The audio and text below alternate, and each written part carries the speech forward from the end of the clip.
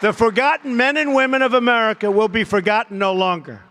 That is the heart of this new movement and the future of the Republican Party. People came to vote, and these people, the media, they said, where are they coming from? What's going on here? These are hardworking, great, great Americans. These are unbelievable people who have not been treated fairly. Hillary called them deplorable. They're not deplorable.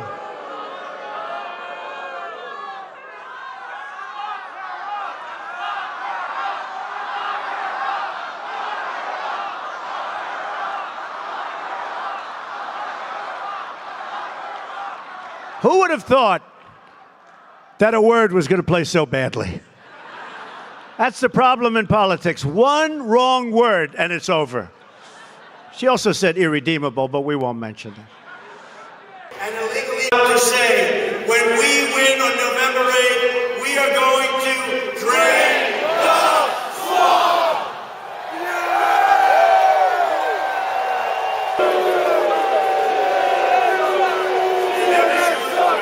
CNN sucks! CNN sucks! CNN sucks! Today Obama had a protest. There's no denying it.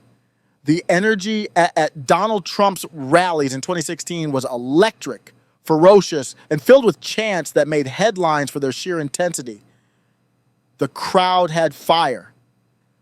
We all remember the deafening cries of "lock her up" aimed at Hillary Clinton, the sharp insistence of "build the wall" hammering home Trump's immigration stance, and the rebellious tone of "drain the swamp" that turned Washington, D.C. into the enemy.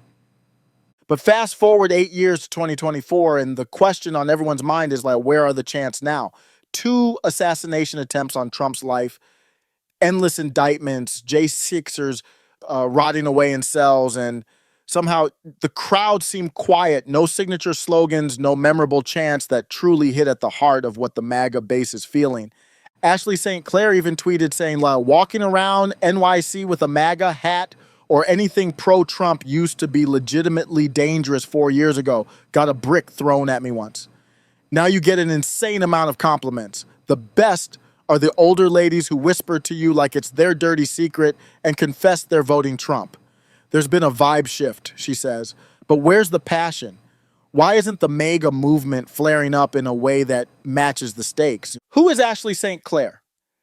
Ashley is a talented, attractive liberal who cosplays as a conservative online.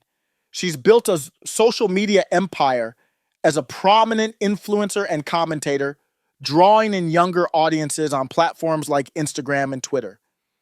At times, she has excellent takes that hit the heart of key issues, but then she drops horrific ones like this, pretending the energy has shifted when in reality, it's just complacency.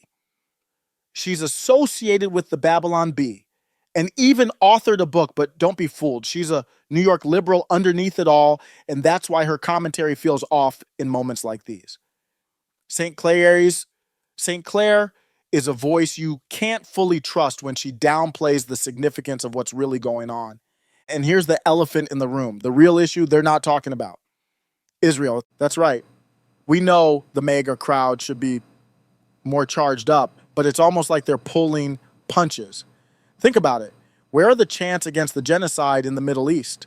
The authentic 2024 chant isn't some vague "lock her up" or a half-hearted attempt at "build the wall." The real chant should be "no more wars, close our doors," or "America first, Israel last," because that's the authentic, populist, America first energy. It's about being against globalism, against endless wars, and against the foreign entanglements that have bled our nation dry for decades. Here's the truth they won't say aloud. Israel represents the globalists. It's the symbol of everything the MAGA base is supposed to be fighting against. Israel is the deep state, the military-industrial complex, the very core of what drives the wars we get trapped in. You can't claim to be against globalism, the deep state, and the military-industrial complex while still supporting Israel. That's why Israel is so important, and that's why MAGA finds itself in a conundrum. It's caught between its populist roots and the inability to confront Israel's influence head on. The truth is, MAGA has softened a bit. Why isn't anyone chanting deport them all or end immigration now? These should be no-brainer chants that would set the rallies ablaze with energy. You know it's serious when Trump himself was surprised at the crowd chanting Genocide Joe at one of his rallies. That's the only time we got something that was truly real. But what did Trump do? He played with it, sure, but he didn't go all in. Remember to check out the Middle MAGA YouTube channel where we dive into the real stories that matter.